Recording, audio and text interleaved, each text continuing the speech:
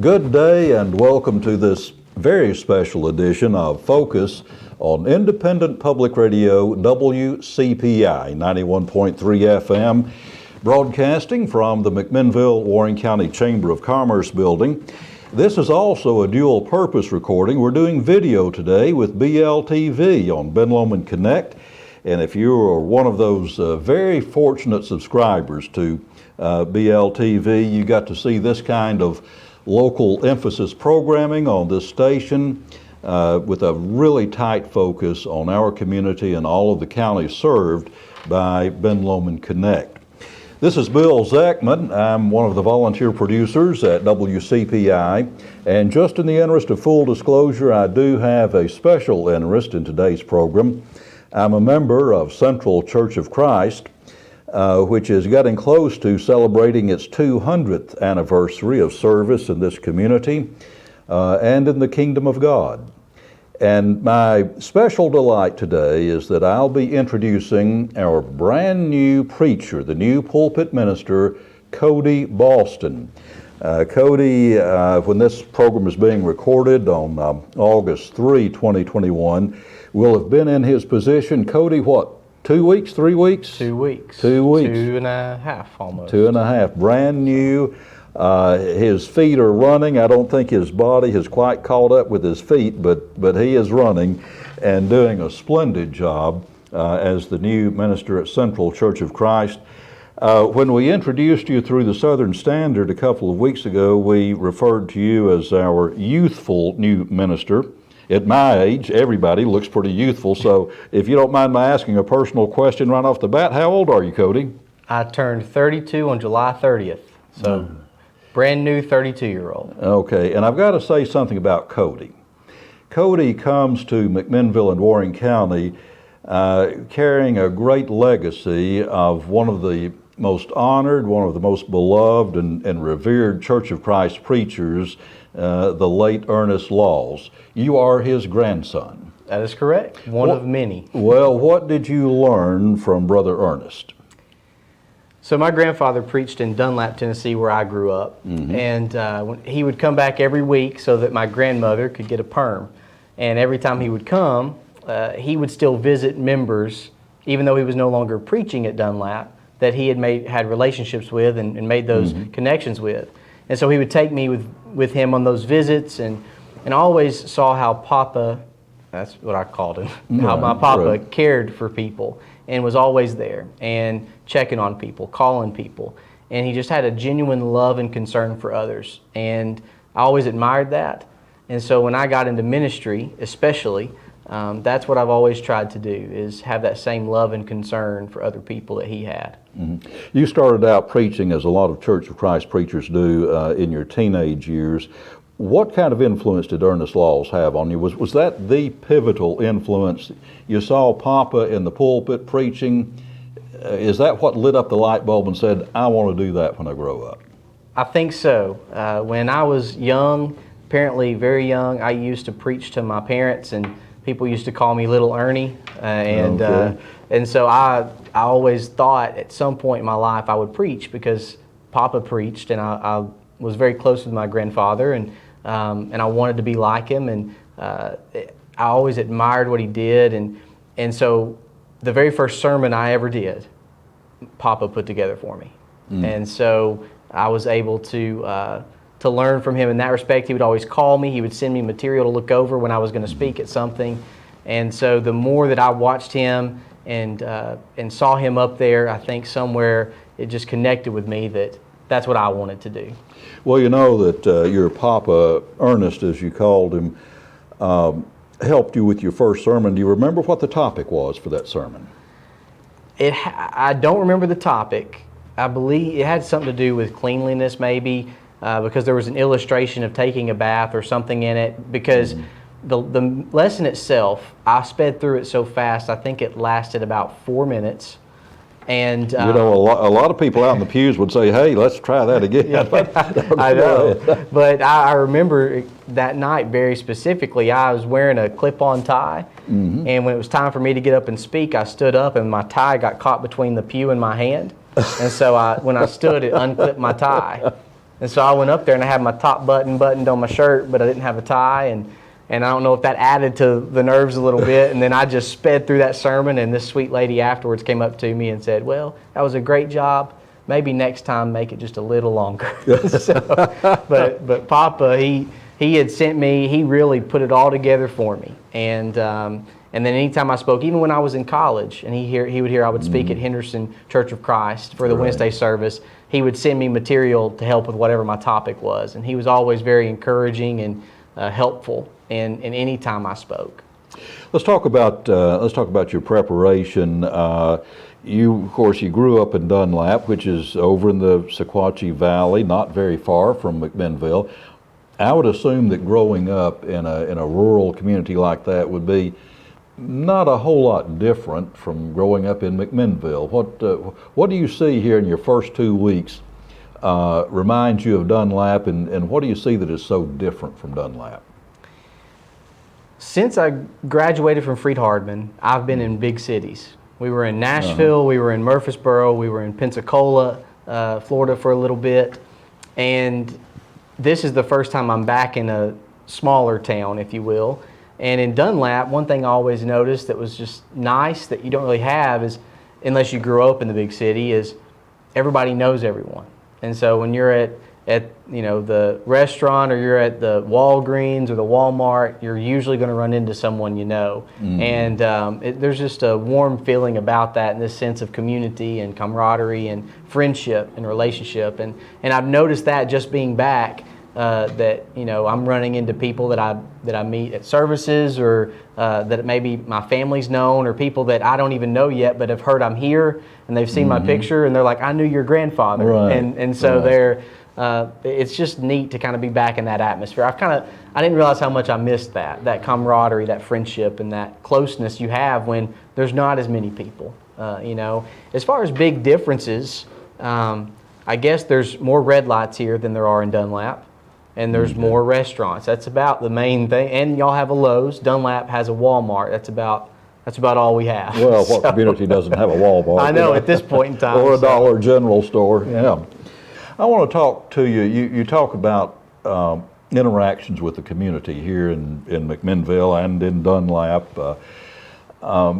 You preached last Sunday. It will have been when this program is being recorded, on how a Christian lets her or his light shine. We remember that great exhortation in the Apostle Paul about letting your light shine before men. So how does a Christian let his or her light shine without being boastful? Say, "Hey, look at me." Jesus told the story of the. As a matter of fact, it wasn't a story. He actually was observing this. He and some of his disciples at the temple, how Pharisees and hypocrites, as he said, and no wonder he wasn't well liked by the temple priesthood, right, because he always had something critical to say about them. It was true, it was correct, but they didn't like it. But he said, notice these people, how they sound a trumpet in front of them. And I just got the image of somebody they hired, a musician, to go in and blow a trumpet like a fire alarm and say, "Look at me, I'm putting all this money in the treasury." And he said, "Don't do that. What you do, the good works you do them in secret." So how does a Christian square that up? How do you do good things in secret but not make a big public point of it? That is a good question, isn't it? Well, you preached on that, so you should know about that. When you think about it, our culture, the music we listen to, the movies that we watch, even the radio programs maybe that we listen to at times, but mainly the media, the entertainment, movies and music primarily, it screams, look out for self. do whatever's best for you, even if that involves others getting hurt in the process. It doesn't matter as long as you are succeeding. And if we're not careful, we might think that we're ignoring that and avoiding that concept, that mindset, but it might slip in when we serve, to the point that we might think that we're serving for others, but we really are doing it because we want that recognition. Mm-hmm. I think first you have to honestly ask yourself, what am I doing? Why am I doing this? And what's my purpose in doing it? But really, how many times are we doing the jobs that aren't noticed? That, I think, is a good indicator. It's easier to step in and help with the things that everybody sees, but it's those other little things or the things that involve maybe getting your hands dirtier or getting yourself dirtier and involve a little more sweat and effort, those kinds of things. And so we really have to do an honest assessment of our hearts and ask ourselves, why am I doing it? But the main thing is do it, and do it for God's glory. When people offer praise to you, may we make an effort to deflect and remind them that this was for God's glory. We love God and we serve God, and therefore the byproduct of that is we love people and serve people. And so when people do praise, it's okay. That's good. Maybe one way to help us stay humble is to take that praise we receive and remind people that this was for God's glory. Well, let me ask you about that. Is that how we serve God? Because we worship a God who owns the cattle on 1,000 hills, as the psalmist tells us. So what do you bring to God as a sacrifice? What do you bring to God as a way of saying thank you? Do we serve it by serving our neighbors? Do we serve Him by serving others? Is that? Absolutely. When Jesus talks about the two greatest commandments, love the Lord your God with all your heart, mind, soul, strength. Love God with everything that you are, with everything that you have. And the second is like it. Love your neighbor as yourself. We always talk about loving our neighbor, but the standard of that is as yourself. You have to love yourself too, not in a selfish way or just prideful way, deceiving kind of way, but we love our neighbors as in a way that Jesus loved His neighbor. You see Jesus loving people, serving people. So if that's a commandment, then part of serving God is keeping His commandments and obeying them. We know that pleases Him. We know that glorifies Him. And so to keep that commandment, we must serve people. Because when you love people, you serve. When you love people, you're there. You're there when things are good, and you're there when things are bad. And Jesus was like that, and if we really want to be His disciples and follow in His footsteps, we too must be like that. This brings us to the point of empathy, not sympathy, which is related, but empathy, feeling the other person's pain. I think sympathy is more of, I'm sorry you're going through this, and I think empathy is more of, I'm sorry you're going through this, now let's do something about it. I think that's kind of how you could look at it. It's one thing to feel sorry that someone's going through a tough time, but it's another to feel that sorrow and then have this desire and need to want to do something about that rough. There's a lot of times where we can't. There's a lot of things that people go through that we can't do something really to take away the pain, but we can be present. We can be there. We can let them know they're not alone. Just being present sometimes is the best thing you can do. Job's friends, when you read the book of Job, when they first got there, they sat with him. They listened to him. Say anything. They didn't say a word. Where they messed up is when they started offering their own advice, their own thoughts on the matter. Sometimes the best thing we can do is just be in the lives of people. That's all we can do. And then there are other times where there is something we can do about the situation to help. And I think it's in those moments, if we know there's something that can be done and must be done, we need to do something. Don't expect... Sometimes I think we're like, well, someone else will take care of this. Yeah. But when we see a need, I think at that point, if it's something we can do, we have a responsibility to meet the need. Well, we have empathy, and then we have that sense of personal responsibility. Don't wait for the other person to pick up and do it. The great story of the Good Samaritan is told so many times, and it's such a great illustration that I think sometimes we overlook some of the meanings, and they're like so many things that Jesus taught, they're layers of meaning. And of course, we start off with this man. I want to assume he was some kind of businessman. He was going out of Jerusalem, headed to Jericho, apparently on a very dangerous road, where the robbers, the highwaymen, just infested the road, and you were likely to fall victim to robbery, assault, maybe even murder on this road. So this guy, I mean, the context indicates this was a businessman, and I mean, to me anyway. And he was on his way on his mission after he finished up his business in Jerusalem, and two people came by to see him. One was a priest, one was a Levite. Now the Levite was a hereditary priest who really had a lock on leading the Jewish people to God. Right. The priests were kind of the learned class, who came in. And the first one, I forgot whether it was the priest or the Levite, saw this man that had been brutalized, beaten up, and as the text said, left for dead on the side of the road. And the priest looked, he saw the man was in distress, was at the point of death, and I can't help but think, he sort of looked around and said, is anybody looking? Well, nobody's looking, so if I help this guy, I'm not going to get any credit for it. So he just went on his way. And then the other guy, the Levite, showed up. He looked at the guy. He saw he was in distress. I think he too kind of looked around, see if anybody was looking. Nobody looking, so he went on his way. And then the Samaritan showed up. The Samaritan, the most despised of all people to the Jewish race, because they were basically turncoats back centuries earlier. The Samaritan, I don't think even looked around. Now that's Bill Zechman's conjecture. Right. That's not in the text. He just went to work.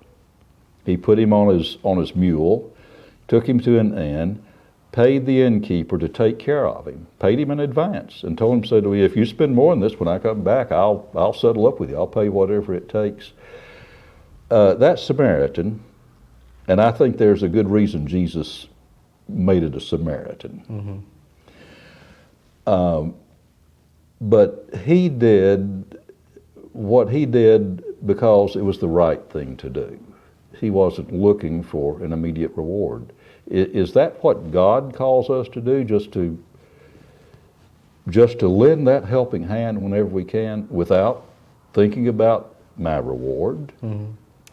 I think so. When I was a youth minister, it was always my goal with my teenagers to get them to a point where when they saw something that needed to be done, they weren't waiting to be asked to help. They just did it. Yeah. And I think that's an important concept for us to have just as Christians, as people. And when you think of the Good Samaritan and that whole situation, just because the Levite and the priest left him, it was an awful thing to do, but does that mean every other decision they ever made was awful decisions? Does that mean they were awful people altogether? They made a really bad decision then that was awful and wrong. And I think sometimes, they looked around and probably did wonder, no one else is here, someone else will take care of this. Yeah. Maybe part of their thought process was, I'm too busy. Yeah. I don't have time to stop. Someone else can stop.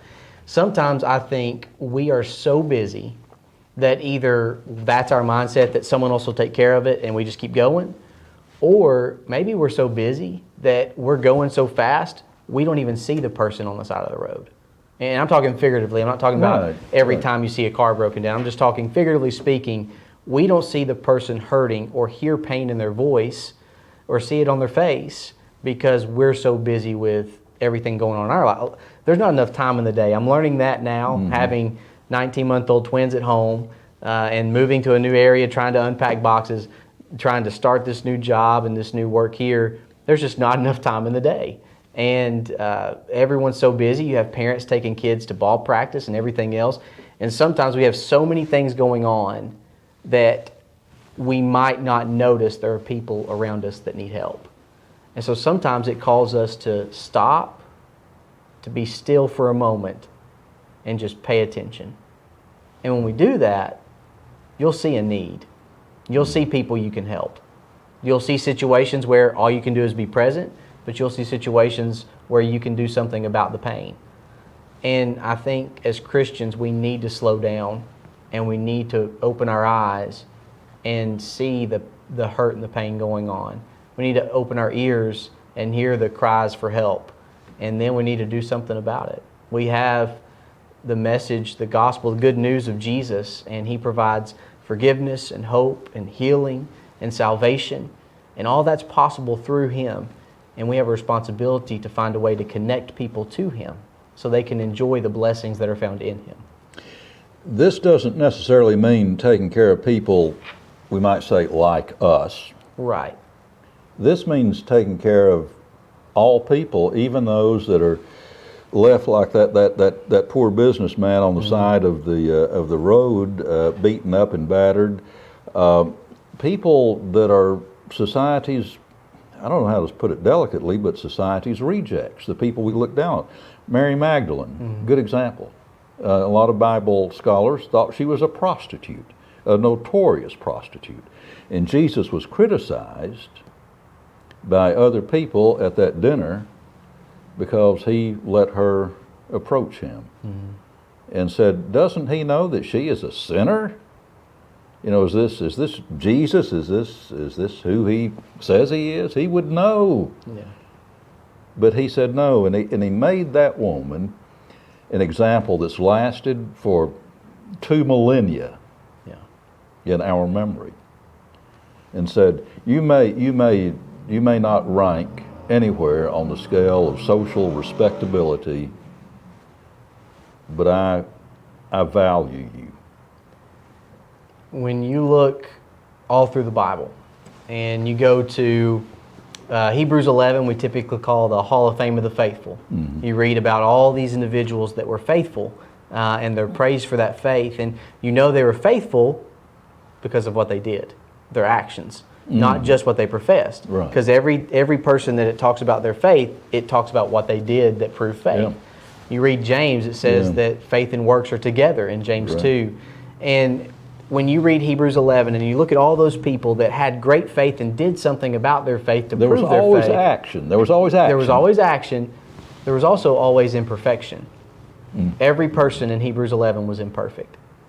Abraham, the father of the faithful, had moments where he kind of twisted the truth a little bit. You look at Noah and his situation after the flood, he got passed out drunk and had a bad situation happen. And there's just all these situations where every person that God used was imperfect. And I think there's this misconception that for me to be involved in the church or to follow Jesus, I have to be perfect. And so until I get to perfection, there's no reason for me to try. But the reality is the church is not this hotel for the saints where people that are perfect come together and sit there and talk about their perfection. But the church is a hospital for sinners where we come together and we strive to be better and we work on being better and we seek forgiveness of sin in our life and try to be the kind of light God calls us to be so people can see Jesus through us. And I wish that people knew you don't have to be perfect, but there are changes you have to make, but you don't have to be perfect. You just have to try. You have to try. There's a church building just a couple hundred feet from this studio that has a sign that says the home of imperfect people.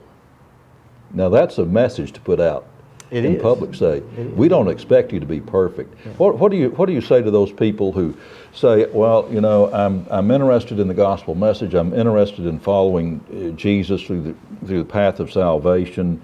But I've got to get my life straightened out. I've got to get better. We've got just a couple of minutes left. But what do you say to those people? I've got to be morally and spiritually right before I can accept Christ's invitation. It's impossible to get to that point without Jesus. So if you're striving to get everything together in your life, that's impossible because without Jesus there will always be chaos. There will always be disorder and storm. But with Jesus, He's the one that calms the chaos. You know, He calmed the storm on the sea, peace be still. And when people think that they have to get their lives together, they're going to be working really hard at doing something that they can't without Jesus' help. We can't heal ourselves. We can't. Now, we can try to be better and try to stop doing things, but if our only motivation is, well, I'm going to try to stop doing this, it's very difficult. But Jesus gives us strength to get to that point where we can. And so I hope that people know in this community that at Central, we strive to be people that love and serve God. We strive to be people that follow His Word and teach His Word. We don't add to it. We don't take away from it. We just want to obey it and follow it and share it.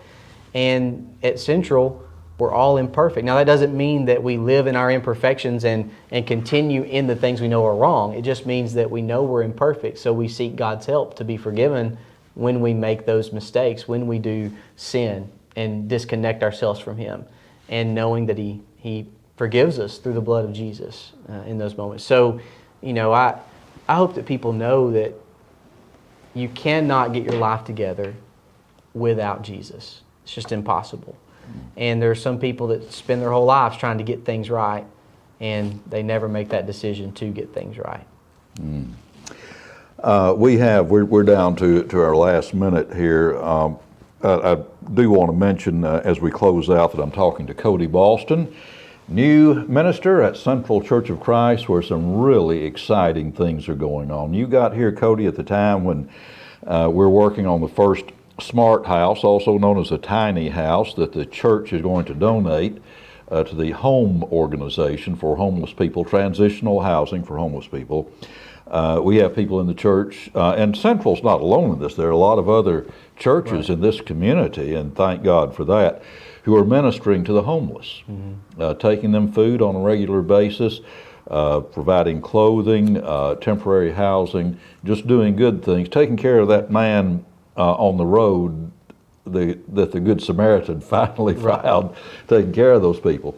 Tell me real quick in the last minute about your wife. Where did you meet your wife? This is Lauren. Lauren Boston. She and I, we both were in previous relationships, and then those did not work out.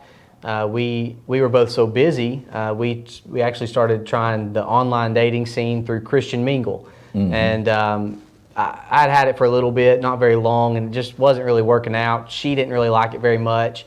And then we kind of connected to one another and started talking, and found out that we knew a lot of people the same, and I knew her cousins through Freed Hardman, and through those conversations we started talking more and more. She was in Pensacola? No, she was in Orlando. In Orlando, UCF, Central Florida there in Orlando. Okay, yeah. Well, she had just graduated from there whenever we started talking, but that's where she went to college. And you knew her cousins before you got acquainted with her? Yes, but I had no idea they were related. So when we started talking and found that out, that was kind of a neat connection. And then from there, things just went really, really well. Some conversations we had over the phone even, there was a lot of some common feeling on things. And then when we met in person, everything really lined up, and I pretty much knew at that point that I wanted to marry her, and hopefully that was reciprocated, and eventually it was. So. And you have two beautiful children. They're twins. Well, what's it like? You've mentioned that, raising twins. What's that like? They're 19 months old, 20 months old? 19 months old, about to be 20 months old.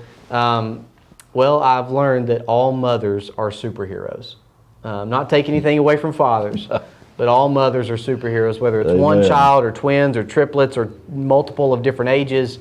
They're all superheroes. And so life is kind of chaotic, but full of joy and blessing. And God blessed us with beautiful children, and every time we see them, we are reminded of God and His power, and we're reminded of His love, and it's pretty awesome. It's pretty wonderful. If I could kind of leave a message with the community. Absolutely, I want you to do that. We really want the community here in McMinnville and Warren County to know that Central does care about you and cares about this community, and that we want to do everything we can to help the community, to help those in the church, and those who don't know Jesus. We want to help them come to know Him, and we really hope that you'll come and be a part of our services. Come to VBS and bring your children.